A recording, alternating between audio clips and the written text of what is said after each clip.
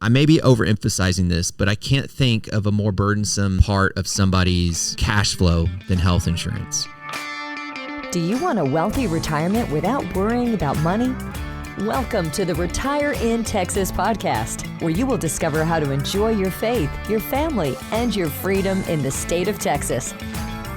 And now, here's your host, financial advisor, author, and all-around good Texan, Darryl Lyons. Hey, this is Darryl Lyons, CEO and co-founder of PAX Financial Group, and you're listening to Retire in Texas, where building wealth comes with clarity and purpose and peace, and we're guided by 1 Timothy 6:17 through 19. I want to help you grow your net worth without losing your grounding. And if that's what you're after, this is the right place. Remember, this information is general in nature only. It's not intended to provide specific investment, tax, or legal advice. Visit paxfinancialgroup.com for more information. So I really get frustrated with health insurance today. It is burdening families big time, and it's been this way for a while. There's an article in USAA. The average cost of insuring a family of 4 through the workplace has nearly tripled since 2005. This is according to the Milliman Medical Index. A typical employer-sponsored health plan now costs more than $35,000 for the average family. Now, that's employee and employer costs, so the family's not feeling all of that, but they are feeling a big chunk of it. In fact, let me go to a little further down in this article. The average American spends $1,211 out of pocket on healthcare. That was in 2025. And these are just expenses not covered by the insurance premiums. So not only is the insurance premium expensive, the out-of-pocket cost, because the high deductibles, are also burdening families. When I go through budgets, which I don't do as much as I used to, but I still help people out, this is a pain point, is the insurance. And so I've got some solutions here I just want to unpack with you guys. And if you're in the Medicare space, meaning you're retired and you're on Medicare is, yes, it's completely broke. There's problems with it that need to get resolved. If you're retired, you're not gonna feel the pain of resolution, or whatever they're gonna have to do to make it better. The next generation probably will, but you just enjoy it. And Medicare has been working pretty well. We sell Medicare insurance for our clients, not for the community in general, just as a service for our clients. So I'm very familiar with Medicare, pretty familiar with Medicare. I feel comfortable with Medicare, except the brokenness of the system. It's the pre-Medicare stuff that's really broken. And it's just the burden it's putting on families. And like I said, a lot of people don't think about it because it's payroll deducted, but your net check, if you're working for somebody, is a lot less because of health insurance. And alternatively, if the employer is picking up the tab, then they're not able to provide other benefits or pay increases because they're burdened with health insurance. So it is at the end of the day hitting families. I may be overemphasizing this, but I can't think of a more burdensome part of somebody's cash flow than health insurance. I just can't think of one. And you could say taxes. For middle class, it just depends on where you're landing in the tax brackets. And then, of course, what gets pushed out when your paycheck is a lot less is saving for the future and giving. So those are the things that just don't happen, because you're still going to pay for your kids' braces. You're still going to pay for food, and you're still going to pay for health insurance. But I think I have some solutions that you can just noodle on. Is that cool? So I want to talk about the sharing programs versus the traditional health insurance. So hear me out. You've probably heard me talk about this before, but if this is for you, cool. If it's not, if you're retired, because I know a lot of you guys are retired, share it with your kids. But think about the traditional insurance marketplace. You've got deductibles, you got copays, and the reality is, as I've said just a few minutes ago, the deductibles are going up. So now it's $5,000, $10,000 deductible. And then, the premiums are going up at the same time. What's causing it? I actually taught, that's another show, what's causing all of it. The reality is that's how it is. High deductibles, high premiums. So the alternative is interesting because for 25, 30 years, the Christians have created something that shares each other's burdens according to Scripture, and it's been working incredibly well. They're often organized as nonprofits. One of them is called Samaritan Ministries. Another one's called MediShare. There's the Christian Sharing Ministries. That's advertised on Dave Ramsey's show. I've used Samaritan Ministries for, personally, I guess 12 years now, maybe longer than that. So I'm very familiar with these sharing. I'm going to call them sharing programs. Let's call them medical cost sharing programs, and compare those, juxtapose those to traditional health insurance. And that's what we're going to do here, is kind of compare the two. So think of these things. They're typically, I say typically because I'm pretty sure all of them are nonprofit medical cost sharing communities where members voluntarily share each other's medical expenses. So it's not insurance, but operates under similar principles. So members choose something called an initial unshareable amount. That's abbreviated IUA. That is the same as a deductible. They have to use different language. Otherwise, they fall under the regulatory world of insurance, and they're trying to avoid that. So it's called an initial unshareable amount, IUA. And so that's the out-of-pocket that you'll pay before the community collectively shares in the rest. So it could be $5,000, but honestly, it's a lot of times $400, $500 initial unshareable amount. Think about that. And I'm not far off. They all vary. There's like in each. So even Samaritan Ministries has various options. So when I give you general numbers, you'll have to check it out for yourself. But having a $500, and I'm using air quotes, deductible or initial unshareable amount versus a $7,000, a $10,000. I mean, this is significant. So it's much lower initial unshareable amounts where you as a family have to pay the bill before the insurance company pays. It's a lot lower. You know, a traditional insurance is a contract between an individual and insurance company. And so all the nuances that come into that, again, the definitions are different. Policyholders pay premiums, and the insurance company covers a significant, maybe not all of it, a significant portion of the claim after deductibles met. Very comprehensive, typically offers some type of preventative care, offers some mental health services, prescription drugs, emergency services. So that's kind of the basic framework. Just to know the definitions are different because it's legally two different things. So you have in the cost sharing community, you don't have premiums. You have shares. I mean, I think we call them shareables or shares or something like that. You don't have premiums because you don't want to call them premiums because then you might fall into the legalities of insurance.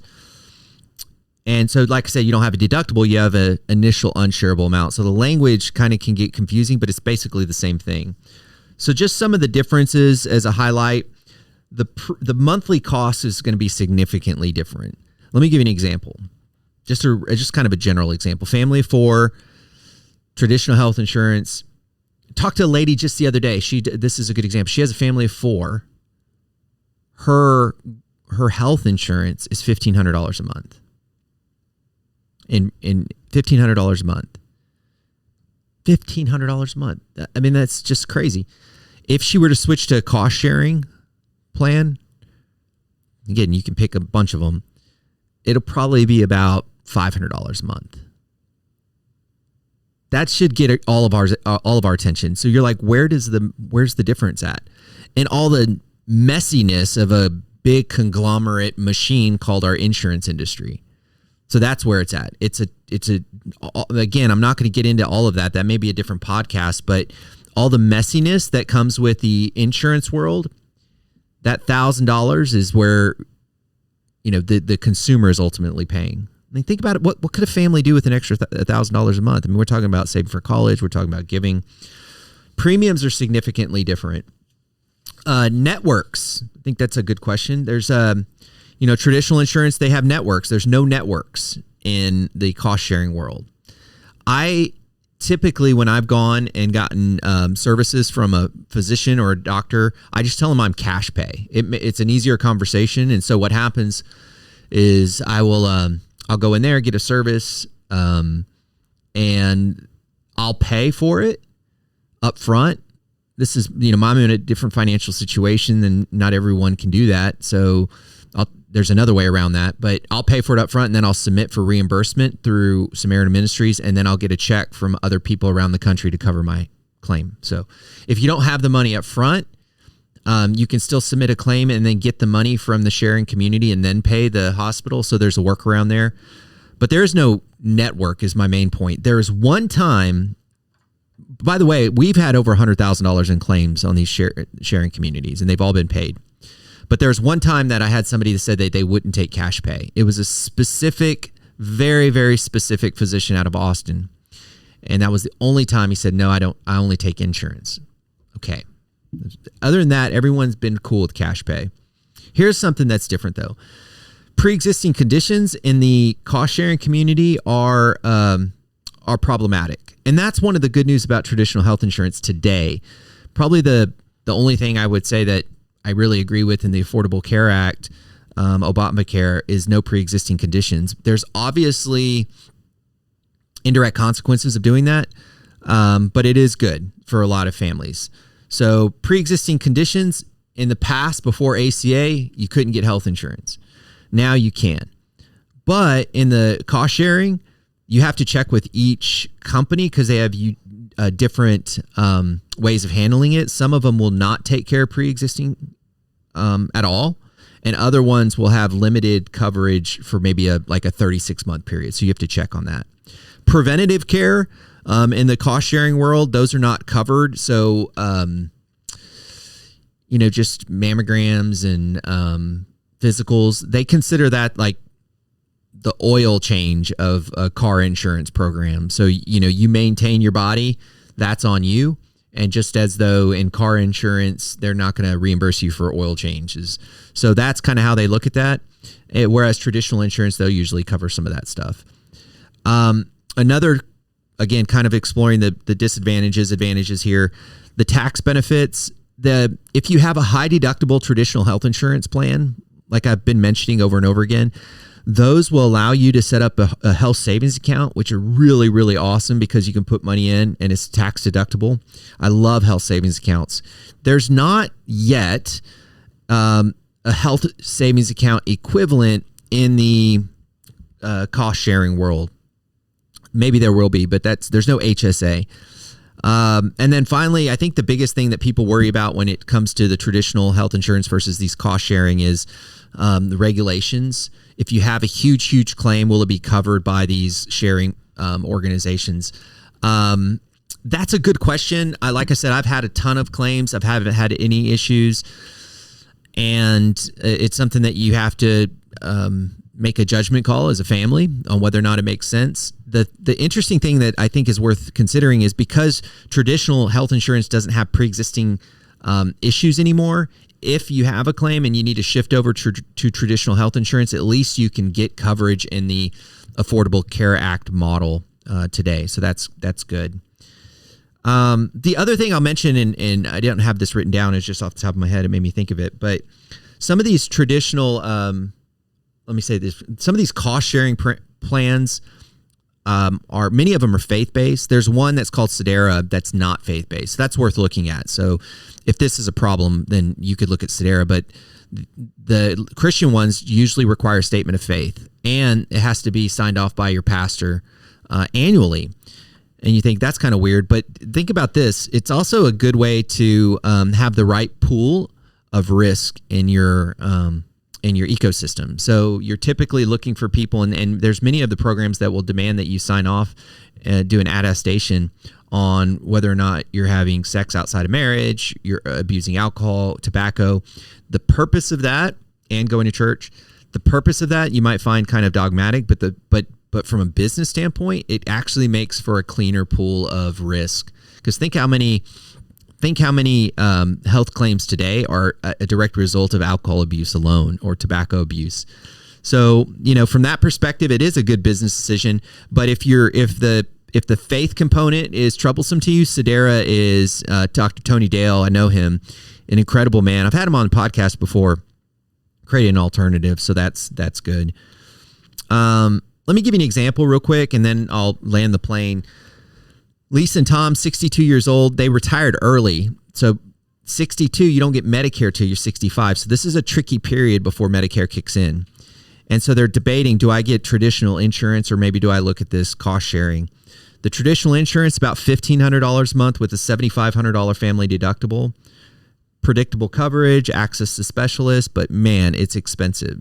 The alternative is this cost sharing plan that has, in this case, about a $2,500, so relatively high initial sharing amount. So you'll have to cover that versus $7,500 deductible, so still less, and it's about $600 a month.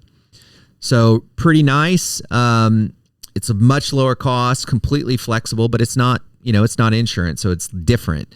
And so that's kind of the thing to think about, and if it makes sense. And then I think it's really useful to determine that if you're thinking about retiring before 65, because a lot of people will work till 65 to the extent that it's damaging their health. So hear me out. This happens a lot. You stay with your employer and it's causing health problems. People don't like you because you're cranky and somebody else is wanting your job, but you're still there because you don't think you can retire because you need Medicare. Do you know what I mean? That happens a lot. And so what I'm trying to say is at 62, you can get insurance. You can get traditional individual insurance on the marketplace, and you can compare that to these cost sharing programs, and you can get out of a situation that may be causing more harm than good. I know that's a lot to unpack. I still have 2 or 3 pages of notes in front of me, but the mind can only endure what the tail can absorb. I guess that's what they say. So I hope this was enough to get you thinking a little bit more. Visit these sites. There's Samaritan Ministries, there's Sedera, there's MediShare and Christian Sharing Ministries. There may be more, but check them out. Make sure you share it with your kids or family members so they can make better decisions because they don't know these alternatives exist. I really appreciate you listening to Retire in Texas today. Stay grounded, live generously, and remember, you think different when you think long-term. Have a great day.